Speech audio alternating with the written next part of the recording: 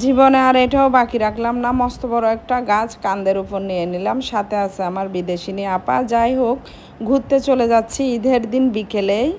পাহাড়ি মানুষ আমি, পাহাড়ে ঘোরাফেরা ছাড়া তো আসলে কিছুই করার নাই। তো যাই হোক, আমাদের বাড়ির পিছনে ওই যে একটা কথা আছে না, ঘর কাছে ঘাটা দূরে, চট্টগ্রামের ভাষায়। তো যেখানে যাচ্ছি আমাদের বাড়ির একদম ইমিডিয়েট পিছনে, কিন্তু ঘুরে যেতে হচ্ছে অনেক দূর থেকে। পাকলা ভাগিনা আমার একটা, তার হচ্ছে পেজ আছে, আর তার পেজের নাম হচ্ছে এমডি আরিফ। তো যাই হোক, দুষ্টামি করতে করতে চলে যাচ্ছি এই জায়গায়। এত কাছে হওয়া তো 22 থেকে 23 বছর পরে আমি ওই জায়গায় যাচ্ছি ঘুরতে। চিন্তা করে দেখেছেন, নিজের বাড়ির পেছনে, অথচ 22 থেকে 23 বছর কেমনি চলে গেল ওই জায়গায় আমি মানে যাওয়া হয় নাই। তো যাই হোক, যখন স্কুলে ছিলাম অনেক বান্ধবীরা ওইদিকে বাড়ি ছিল, সবাই একসাথে ঘোরাফেরা, একসাথে ডাকাডাকি, ওই জন্য যাওয়া হইতো, আদারওয়াইজ আর যাওয়া হয় নাই। তো দেখেন, দুই পাশে দুইটা বড় বড় পাহাড়, মাঝখানে আমি হেঁটে যাচ্ছি, পাহাড় কেটে রাস্তা করা হয়েছে। এখানে অনেক পরিবর্তন হয়েছে, না আসাতে দেখি নাই। এখন দেখেন একদম অনেক উপর থেকে নামতেছি, আমার একটা বোনের বাসায় যাচ্ছি। তার বাড়িটা আমি সেই ছোটোবেলায় যেভাবে দেখেছি ওভাবে রয়ে গেছে, কিন্তু অনেক কিছুই পরিবর্তন হয়ে গেছে। যেমন আমি বিয়ের আগে ছিলাম একরকম, বিয়ের পরে আমার বাচ্চা এখন প্রায় 13 বছর 14 বছর চলতেছে।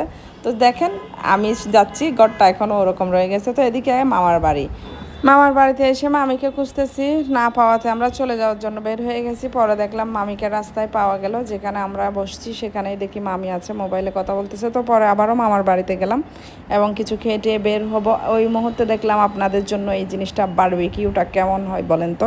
তো এই বারবিকিউ কে কে চিনেন কমেন্ট করবেন, আর ছোটোবেলায় কে কে বানিয়েছেন। আমি কিন্তু বড় ছোট সবসময় এগুলা বানাইছি। আমি গ্রামের মেয়ে, আমি করি নাই এরকম কোনো কাজ নাই, কারণ আমাদের সংসারে সব সময় এই গরু ছিল, ক্ষেত খামার সব ছিল।